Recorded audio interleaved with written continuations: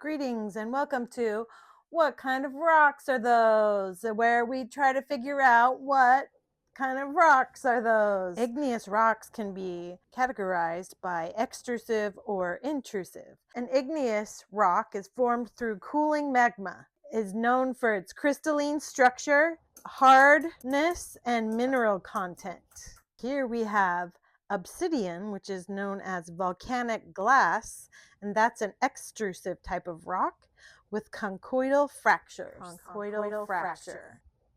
This rock showcases phenocrysts in a ground mass or matrix. The phenocrysts are those large crystals, most likely some type of quartz, and the matrix that holds them in is a fine grain crystal called ground mass. Here's an example of a basalt aphantic fine-grained rock with quartz connected onto it. Here we have a quartz crystal that is felsic, which means that it forms in lower temperatures. Moving on to sedimentary rocks.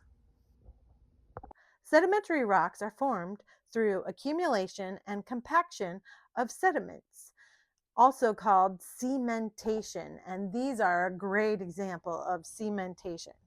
Sedimentary rock is formed at or near the surface. It can be classified as clastic, meaning cementing together loose clasts or fragments and grain. You can get sedimentary rocks biochemically, organically, or through the precipitation of minerals directly from the surface water.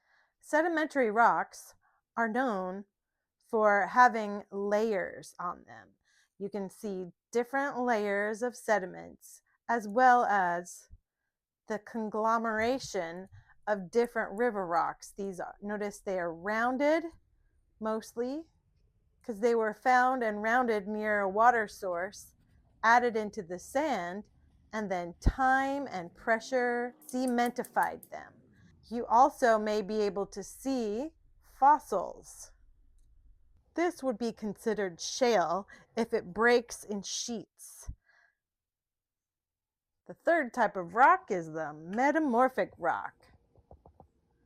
This is where we have such beautiful specimens. Metamorphic rocks are transformed through pressure and heat. They can also be transformed through chemically active fluids. And let's take a closer look.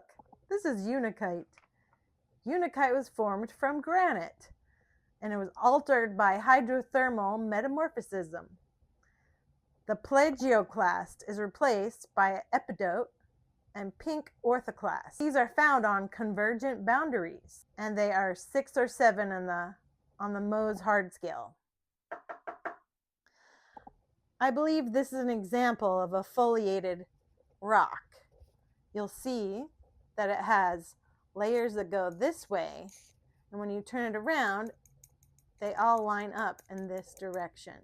So here are the layers, tubes of spaghetti going this way. You may be familiar with this. It is known as a tiger's eye, and it is actually a quartz that has parallel intergrowth of quartz crystals and altered amphibial fibers. This is nice.